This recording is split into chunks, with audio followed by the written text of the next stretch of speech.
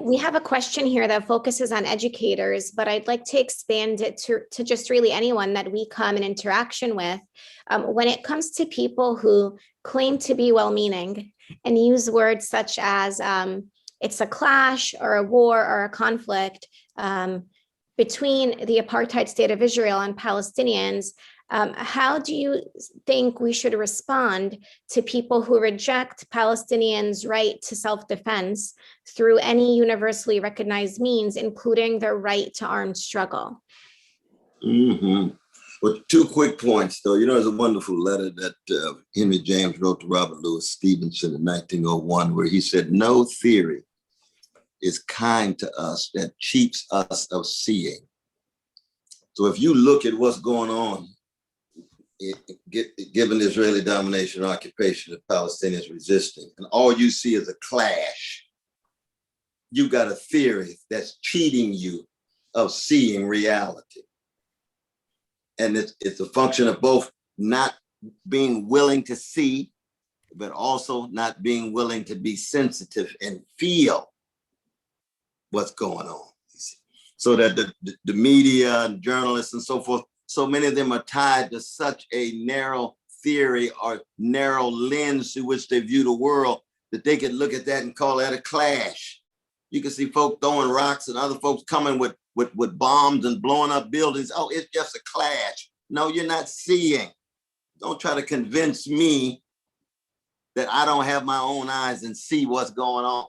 That's like George Floyd Jr. just lying down there. Well, he's really responsible for what he did. No. I see something different, and I think what I see is more real than what you're seeing. So that's the first part I think is very important in terms of the language of clash and see and conflict and what happened. But then, in addition, now the second part of your crucial question was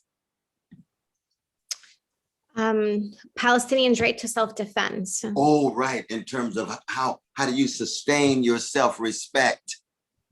And I don't know of a people who would allow other people to attack their loved ones, their mothers, their fathers, and their children, and not in some sense resist by any means. That the counter violence of the hated and the terrorized and the traumatized is not the starting point of a critique of violence.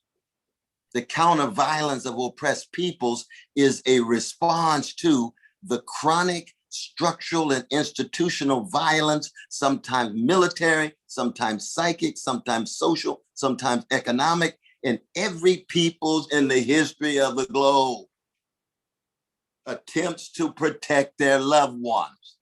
Mm-hmm. And I tell you one thing, you love your mama and daddy, and you allow somebody to come in and violate them, and you have no response whatsoever, something's wrong with you.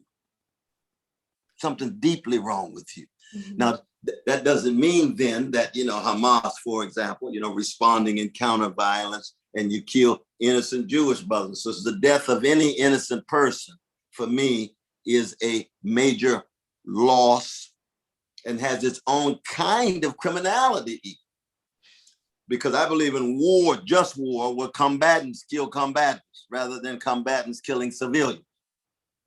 But when there's massive killings of civilians on your side and you respond by trying to kill civilians on the other, I think both sides are wrong, but you cannot compare the two in terms of the power, the resources, and the lack of accountability of a defense force, the IDF, versus these folk who are against the wall, trying to struggle in the best way that they can. Same is true in terms of hatred. I do not believe that there ought to be any Palestinian organization that says we ought to hate Jewish brothers and sisters. No, I think that's wrong. That's morally wrong. It's spiritually wrong. But I think every Palestinian organization ought to be trying to educate Palestinians, saying we ought to hate domination of Palestinians. We ought to hate brutalization of Palestinians. We ought to hate vicious attacks on Palestinians. And you can teach that without teaching hatred of Jews, because you're talking about Jewish actions. and Jewish deeds. And you can hate deeds and actions without hating homogenized labels and categories of Jews across the board. And that, for me, is something that takes place within the Palestinian context. And that's where you also have the issue of speaking truth to oppressed peoples, because it's not just a matter of speaking truth to power. See, Brother Zaid, you know, when he was struggling with Arafat, boy, we've spent many a night drinking cognac. Me, in the name of Jesus, he was secular, so he doing it on his own, drinking his wine, talking about the struggles within the PNC and the struggle within the Palestinian leadership, and corruption, and lack of accountability. All that's part and parcel of the struggle. But in the end, we have to keep our eyes on the ways in which resistance and resilience in the face of domination and occupation can provide some kind of way out for the masses of Palestinians. That's the key.